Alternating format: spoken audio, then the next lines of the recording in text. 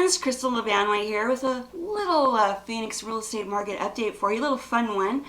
We are in the dawn of a new era. The Cromford Market Index is pushed past 500. We're at 504, which has necessitated a new gauge graphic. We had to pump it up to 600 and to accommodate this high score. And let's just hope we don't see anything close to 600 because that's just crazy.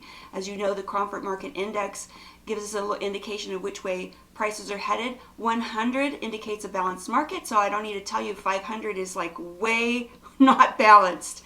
That is mostly primarily driven by our lack of supply. We're down to 24% of our normal inventory. That's down 2.8% from last week and 11% from last month. Not the direction that we normally see, and definitely not the direction that we want to be seeing. That low supply is driving down demand. We're at 121 on the Cromford Demand Index. That's 21% above normal. That's down 1.5% from last week and down 5.7% from last month.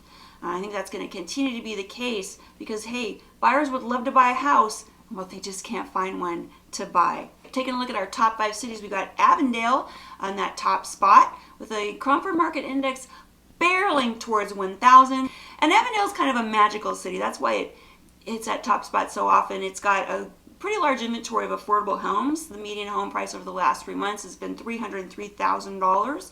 But there's also some really nice horse properties out there. $700,000 for a nice house on an acre. Something for everybody out there in Avondale. Rounding out the top 5, we've got Gilbert in the number 2 spot, Chandler number 3, Mason number 4, and Glendale number 5. But taking a little closer look at those top 5 cities, there's the beginnings of what I hope is a trend.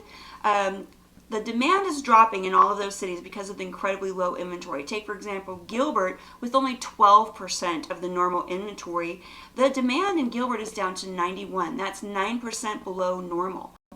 In Chandler and Glendale, we're actually seeing for the last couple of weeks, the supply is starting to come up.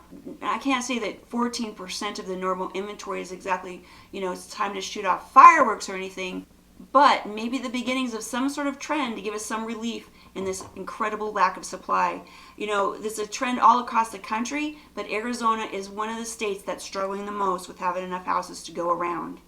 Our price per square foot is at $227.10, and we're pushing 21% appreciation right now. And just to, as like a sort of gauge of normalcy, this time last year, our rate of appreciation was 8%.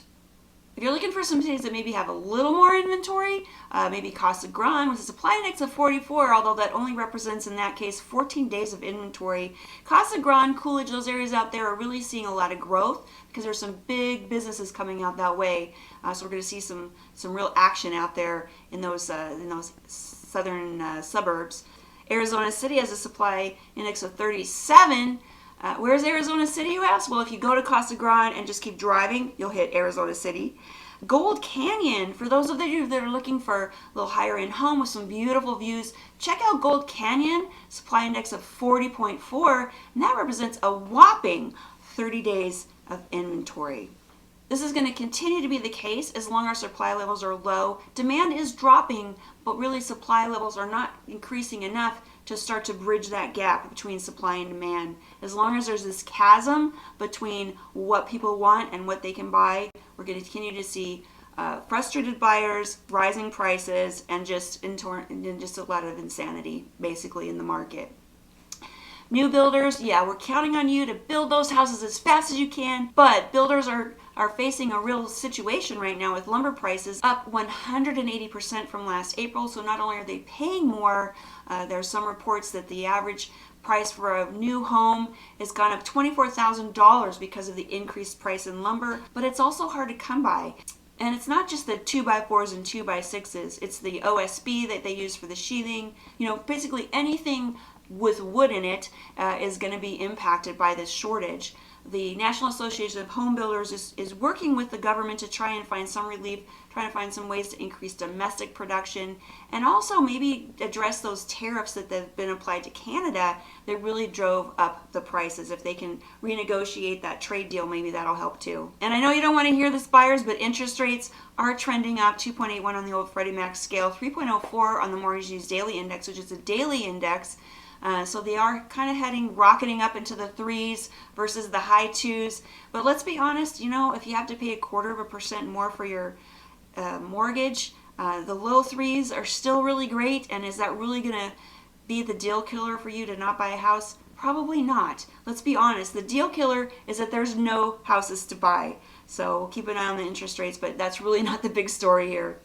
So that's about all I've got for you this week. If you have any questions or comments, if you'd like to take a drive out to Arizona City and check out the inventory out there, hey, I'll go, but you're buying lunch. You know where to find me, Kristen at hereinphoenix.com. That's where. Go out there and make it a beautiful week.